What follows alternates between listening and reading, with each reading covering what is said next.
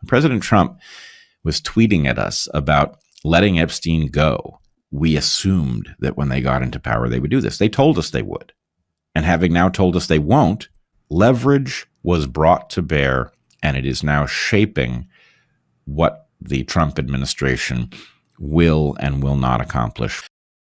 So recently, Bret Weinstein was on my friend Liberty Lockdown's podcast, that's Clint Russell, talking about the truth regarding the Epstein cover-up. And he gets into what he thinks is the most plausible reason why the Trump administration is behaving as it is in regard to the Epstein story, and what the implications are for Americans on the home front, and what this means for the Trump administration. So let's get his take on that. Please like the video and subscribe to the channel. President Trump was tweeting at us about letting Epstein go. His point was, look how much other great stuff I'm doing for you. This is nothing. Let it go. Now, that doesn't make sense to me because it appears that Epstein is the label on an architecture for extra-constitutional control of the United States power structure. So my feeling is there's no higher issue, and it has nothing to do with Jeffrey Epstein. It has to do with what Jeffrey Epstein was doing and what role that is currently playing in terms of what we are and are not able to do in the U.S., all of which is offensive to the idea of the consent of the governed. We are supposed to govern ourselves, and we are not governing ourselves for reasons we don't understand until we get to the bottom of what Epstein was, who he was interacting with, what he has on them, what they've been doing for however many years that leverage existed, and pretending that this is about the individual and that his death, assuming he died, is therefore the final story in that tale is nonsense. So I'm agnostic about what's really going on. I think there's a range of possibilities. There's a very remote possibility that Trump was, an alternative narrative, where we've been given the ability to choose between tide and cheer, and that it's not a real distinction. I really don't think that's what happened, but I think we have to leave it alive as a formal possibility. All right, just to get to a few things here from the get-go, yeah, generally agree with him that the Epstein story is more than a man. It's kind of emblematic of the deep state cover-up that we're seeing here and what that represents. And it really is the nature of not everyone is equal under the law. If you're a pedophile with maybe connections to the intelligence community and connections to the most prominent people in the world may never learn your story, no matter how evil or maniacal it is, because you're connected with people of power and prominence. And what leverage Epstein had may just die with him if they fulfill their objective of keeping this cover-up going. I'm with him on that, and it really speaks to how hypocritical Trump is walking into office as the drain the swamp candidate. You don't hear his team using that term much more. I think it would seem strikingly hypocritical, more so now than ever, but they've kind of ditched that slogan and ditched that verbiage, and I think you can see why. So yeah, I'm with him on that part of it. As far as, whether this is choosing bounty or tide, I think that's exactly what it is. Or you said tide or cheer. I think this really was what it is. The policy, especially in regard to foreign policy, is there's so much continuity between presidents, and we're seeing that with Trump, and we're seeing that in Ukraine and in the Middle East and with Israel and with Yemen. There's really no tangible difference other than we're keeping what Biden had going, despite the fact that he was supposedly controlled by the deep state. Well, I think the deep state has its claws in Trump. Sure. But then I think what I'm reading looks like leverage was brought to bear, and it is now shaping what the Trump administration will and will not accomplish from the priorities that I assume it had coming into office. Yeah, hard to deny that. There's some kind of leverage pulling Trump in this direction when so many of his subordinates that he elevated are keeping this cover-up going. It makes you wonder, is this the Israel lobby? Is it people of prominence in both parties urging him against this? Is it the deep state acting as it always does? I think that's an important question. I did want to ask you, your brother Eric actually said something very interesting about Epstein. He gave this lengthy, kind of cryptic answer where he hinted at Epstein being more than just about compromising, politicians and corporate America figures even, but rather big tech. And he didn't clarify much, and he kept it kind of vague. Jeffrey Epstein conducted a conference called Confronting Gravity. I don't know who Jeffrey Epstein was, but I would certainly bet money that he was a product of at least one or more elements of the intelligence community.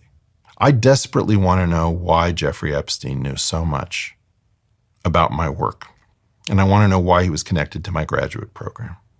I was in the Harvard mathematics department. Jeffrey Epstein was absolutely connected to the Harvard math department. I want to know why. I don't know who he was. I don't know who ran him. He certainly was not a financier in any standard sense. Really? That was a cover story, yes. Yeah. He wasn't a financier the day I met him. He was a weird guy who didn't seem to know a lot about currency trading.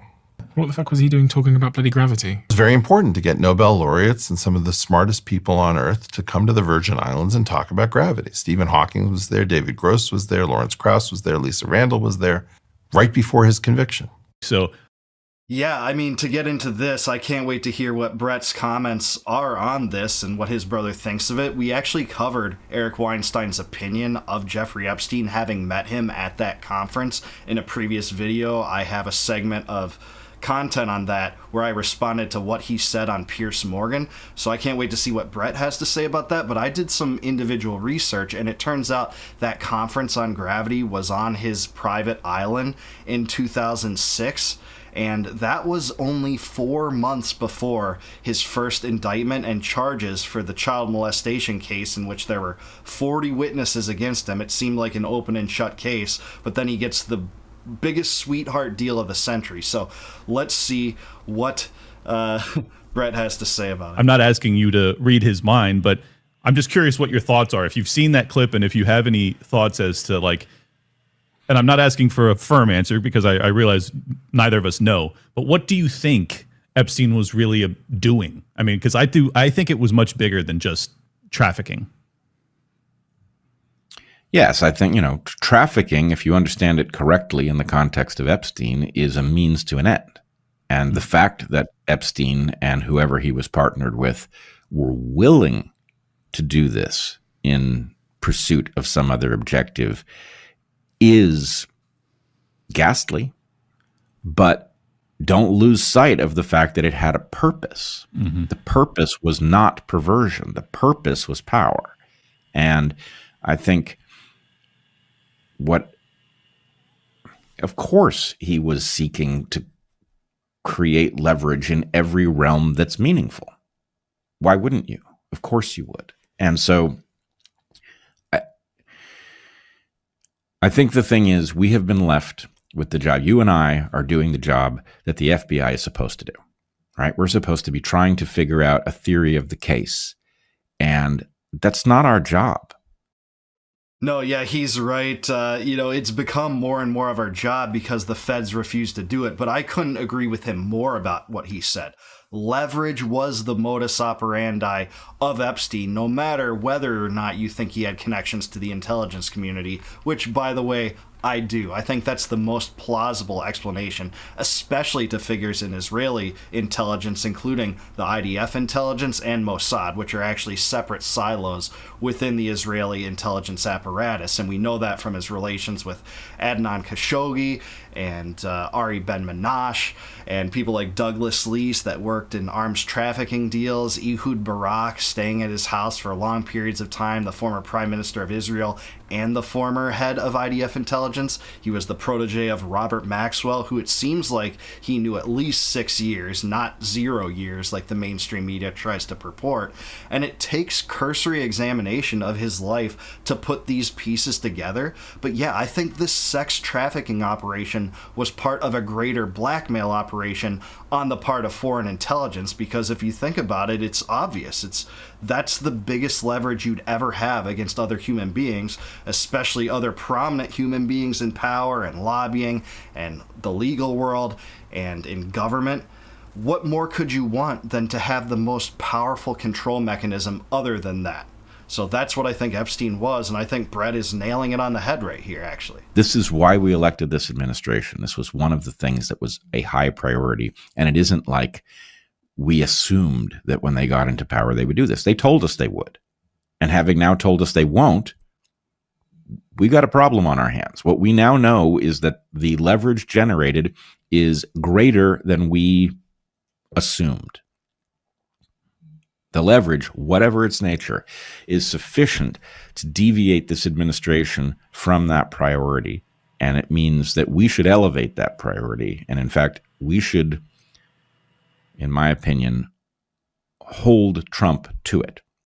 Exactly right. I could not agree more. Yet again, this is a fancy way of saying, and he's a very eloquent person, by the way, that if they're telling us not to talk about this, that's exactly what we should talk about, and that's exactly what our priority should be. That they've tried to shift into so many different phases of gaslighting to get away from this thing. First saying that it didn't matter, and I can't believe you're asking a question about Epstein, to then, calling it a Democratic hoax, to then saying, hey, you're not my supporter, you're not a real supporter if you're still trying to get answers on this thing, to saying that, oh, we're going to seek grand jury testimony when that's not really what we asked. That's invoking something that was probably a red herring to begin with. That's exactly what's happening, and that's exactly why we still want answers. So bravo, Bret. We should tell them we're not going to jump. We're not going to assume that what we're seeing is true. In the age of AI, we have to assume, as the longer we wait to get that evidence, the less useful it is, because the less we know what part of it is real.